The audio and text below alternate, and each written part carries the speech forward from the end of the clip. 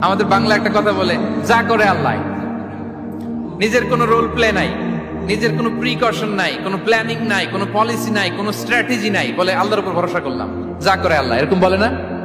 এই যে যা করে আল্লাহ বলে যে তাওয়াক্কুল করলেন, এটা বিষ্ণু ঈসা ইসলামের শিখানো পন্থায় তাওয়াক্কুল হয়েছে?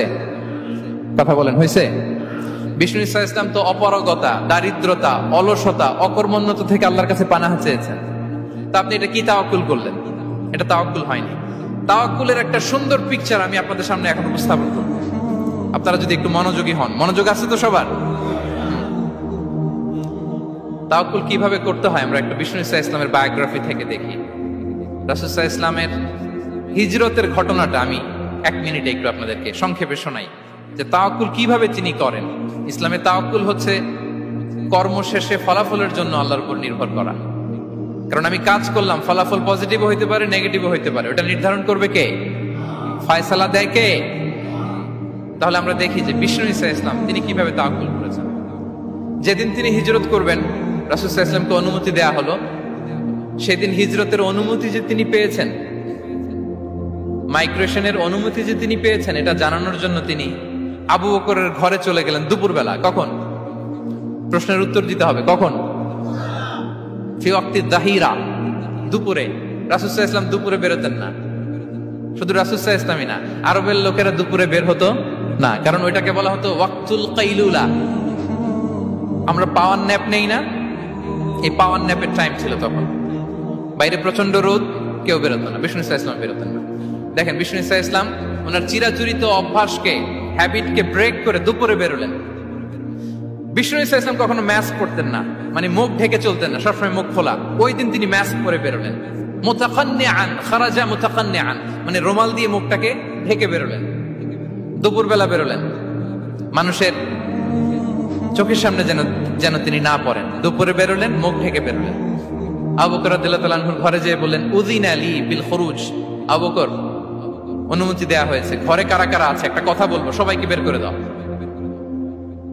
আখরিজ মান ফিল বাইত। আবু বকর বললেন, ইয়া রাসূলুল্লাহ, ঘরে তো আপনার ফ্যামিলি।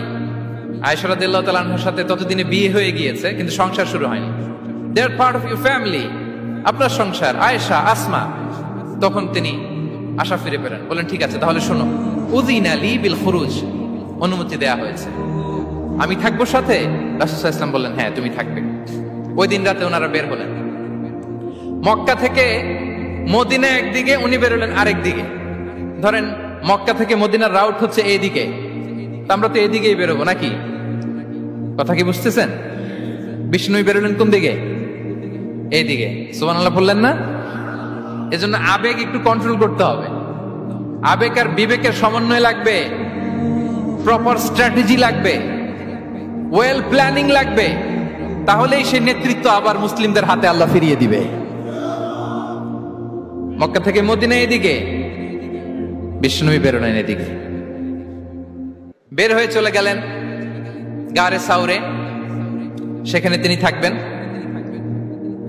এগুলো হচ্ছে বিষ্ণু ঈসা ইসলামের প্রিকশন। এবার দেখেন আবু বকরের প্রিকশন কি ছিল। আবু বকর রাদিয়াল্লাহু প্ল্যান করলেন, বিষ্ণুনবী যেহেতু 3 দিন এই গারে সাউরে থাকতে চান, রাত্রিবেলা বের হয়ে তো ওনার অবস্থান শুরু করলেন, তাহলে 3 দিন মক্কায় আমাদের ব্যাপারে কি বলে, কে কি বলে, এটা আমাদের জানার দরকার আছে না নাই? ওনার ছোট্ট ছেলে আব্দুল্লাহকে উনি অ্যাসাইন করলেন, Abdullah, now you have a very, খুবই গুরুত্বপূর্ণ একটা দায়িত্ব তোমাকে পালন করতে হবে। কি? তুমি সকালবেলা মক্কার বাজারে যে এই দোকানে যাবা, ওই দোকানে যাবা, ওই দোকানে যাবা, দেখবা যে মক্কার কুরাইশরা কে কি বলে, কারণ তারা তো আমাদেরকে খুঁজবে, তন্ন তন্ন করে খুঁজবে। তারা কে কি বলে এই তথ্যটা এসে আব্দুল্লাহ তুমি আমাদেরকে দিয়ে দিবে। সুবহানাল্লাহ। আবু বকর রাদিয়াল্লাহু তাআলা আনহুর ছোট্ট ছেলে আব্দুল্লাহ মক্কার বাজারে এখানে যায় ওখানে যায়, কে কি বলে সে সব শুনে আস্তে করে এসে মরুভূমি পার হয়ে গারে সাউরে যে আবু বকর রাদিয়াল্লাহু তাআলা আনহুর কাছে ইনফরমেশন সব দিয়ে দিচ্ছে। কিন্তু দেখেন, যেই মুহূর্তে আব্দুল্লাহ তথ্য নিয়ে মক্কা থেকে গারে সাউরে আসে, আব্দুল্লাহ যখন হেঁটে হেঁটে আসে, মরুভূমির বালুর মধ্যে তার ফুটপ্রিন্ট পড়ে যায় না? কথা বলেন না কেন? পড়ে যায় না? তা আবু জাহেল, উতবা সাইবার তো বেশি কষ্ট করা লাগে না, তারা খুঁজতে খুঁজতে যখন আব্দুল্লাহর ফুটপ্রিন্ট পেয়ে যায়, ছোট্ট বাচ্চার ফুটপ্রিন্ট, এটা ফলো করলেই তো আবু বকর আর মুহাম্মদ। ঠিক কিনা? সুবহানাল্লাহ। আবু বকর রাদিয়াল্লাহু তাআলা আনহুর প্ল্যানিং দেখেন। তিনি যেমনি ছোট্ট আব্দুল্লাহকে ইনফরমেশন গ্যাদার করার জন্য সেট করলেন, তিনি উনার একটা রাখালকে সেট করলেন, তার নাম হচ্ছে আমির ইবনে ফুহায়রা। আমির ইবনে ফুহায়রাকে তিনি অ্যাসাইন করে বললেন, আমির, আব্দুল্লাহ যখন সকালবেলা আমাদেরকে ইনফরমেশন দিয়ে চলে যাবে, তুমি আমার ছাগলগুলোকে এনে মরুভূমির এই জায়গায় একটু চালাবা। তাহলে ওইখানে আর আব্দুল্লাহর ছোট্ট বাচ্চার ফুটপ্রিন্ট থাকবে না, ওখানে আমার ছাগলগুলোর ফুটপ্রিন্ট থাকবে। সুবহানাল্লাহ। এত আসতে বললে হবে? আল্লাহু আকবার, আল্লাহু আকবার, আল্লাহু আকবার।